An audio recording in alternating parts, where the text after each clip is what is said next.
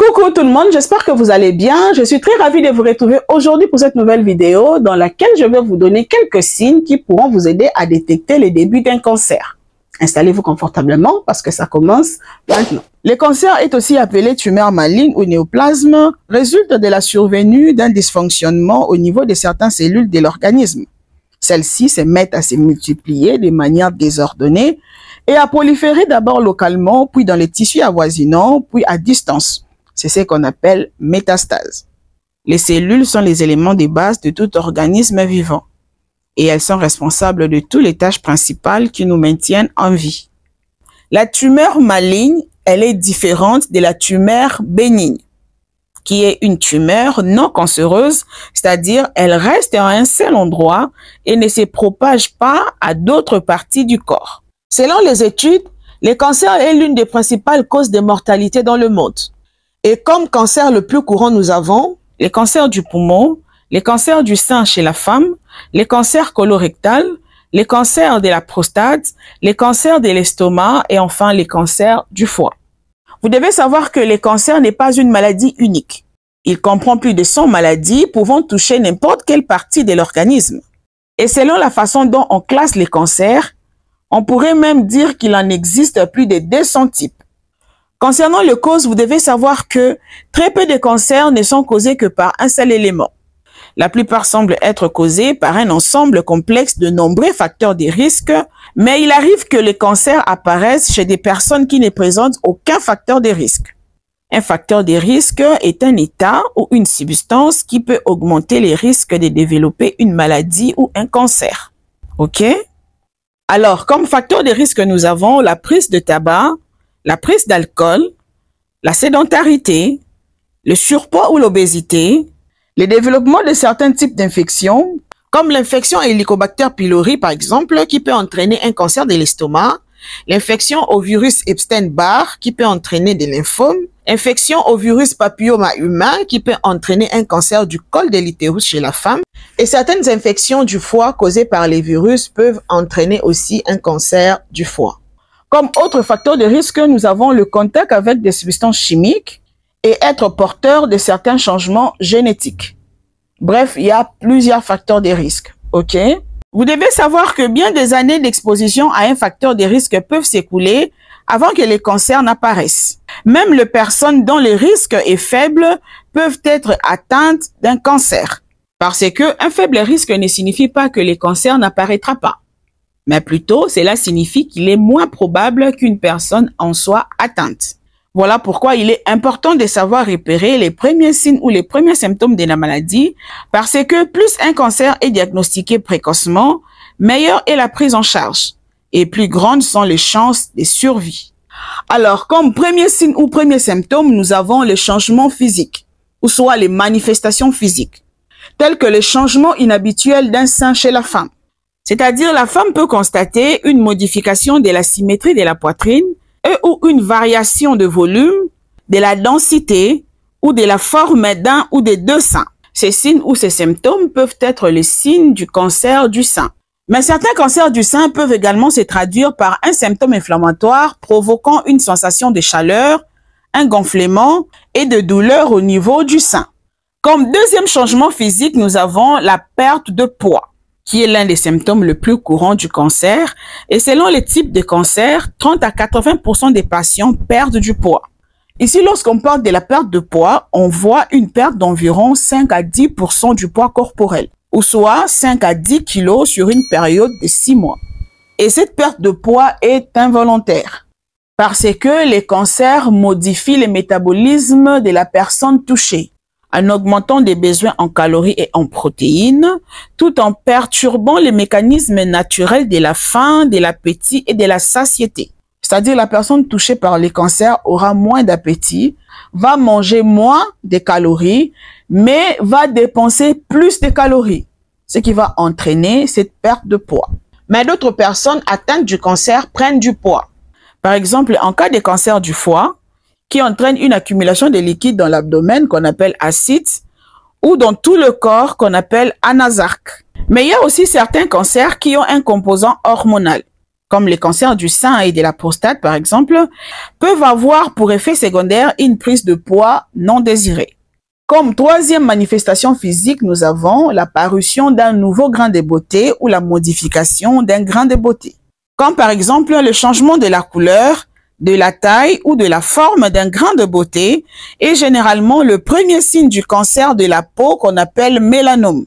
Ce cancer apparaît lorsque les cellules productrices des pigments qui donnent la couleur à la peau deviennent cancéreuses.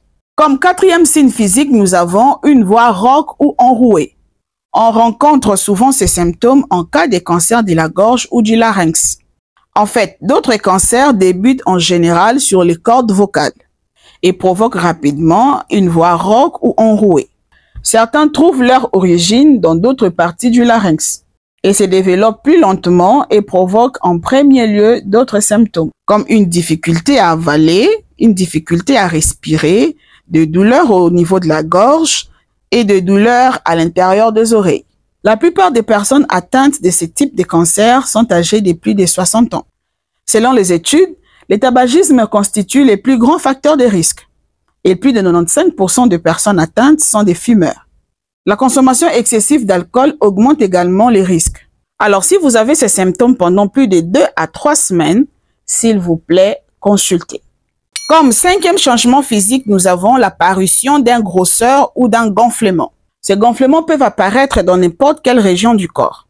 Comme par exemple, s'il apparaît au niveau du sein, il peut être le signe du cancer du sein. Et s'il apparaît au niveau des testicules, il peut être le signe d'un cancer des testicules. Mais ce gonflement peut aussi aller jusqu'au niveau des ganglions lymphatiques. Les ganglions lymphatiques se situent au niveau des aisselles, au niveau des l'aine et au niveau du cou.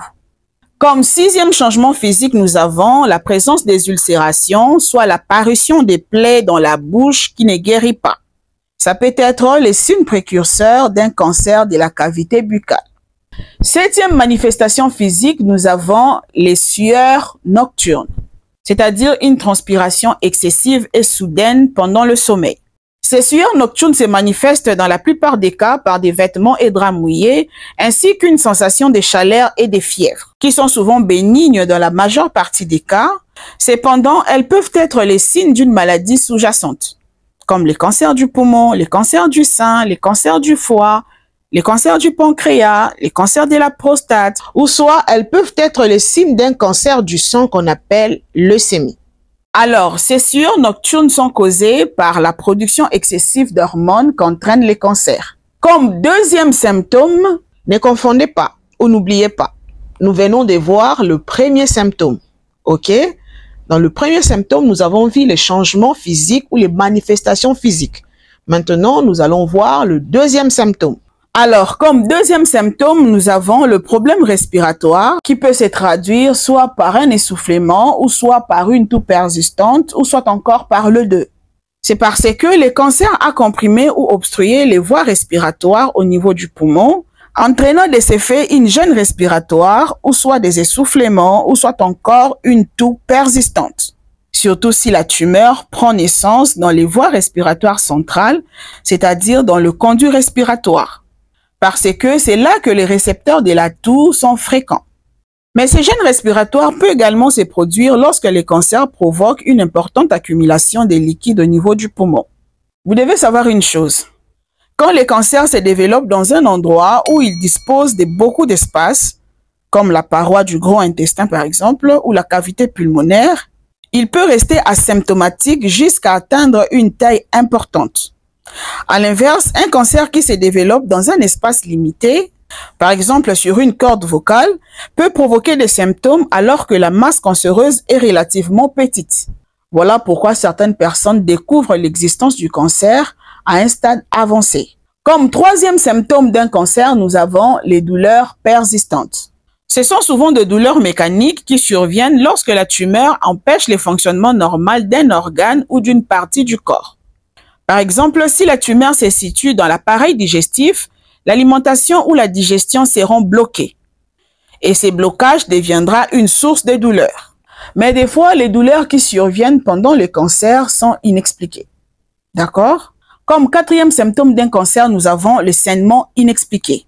Comme par exemple les saignements vaginaux, pendant ou après un rapport sexuel, ou soit en dehors des règles, ou soit encore après la ménopause, peuvent être les signes d'un cancer des organes génitaux féminins. Alors, ces saignements peuvent être aussi observés dans les selles, donnant la couleur rouge vif ou noirâtre aux selles. On les rencontre souvent en cas du cancer colorectal ou soit en cas du cancer de l'estomac. On peut encore observer ces saignements dans les urines. Lorsque ces saignements surviennent au début de la miction, il peut s'agir du cancer de la prostate. Lorsqu'ils surviennent à la fin de la miction, il peut s'agir d'un cancer de la vessie. Et s'ils surviennent pendant toute la miction, il peut s'agir du cancer des reins. Ces saignements peuvent encore être observés dans le crachat. Dans ces cas, il peut s'agir du cancer du poumon. Vous devez savoir que les saignements pendant les cancers peuvent être causés par l'envahissement et la mort des tissus et des vaisseaux sanguins normaux. Ou soit ils peuvent être causés par la croissance des vaisseaux sanguins anormaux et fragiles dans un cancer. Comme cinquième signe d'un cancer, nous avons le changement digestif. Comme une digestion difficile par exemple, des sensations de brûlure en profondeur de la poitrine, surtout après avoir mangé, des vomissements répétés ou soit des nausées, peuvent être les signes d'un cancer de l'estomac. On peut aussi avoir une modification du transit intestinal, notamment alternance entre diarrhée et constipation, qui peuvent être les signes d'un cancer colorectal, soit les cancers du côlon et du rectum. Comme sixième signe ou sixième symptôme d'un cancer, nous avons l'anémie et la fatigue permanente. Souvenez-vous, je vous avais dit tantôt que les cancers entraînent des saignements à cause de l'envahissement et la mort des tissus. Ou soit, ces saignements peuvent être causés par la croissance des vaisseaux sanguins anormaux et fragiles dans un cancer.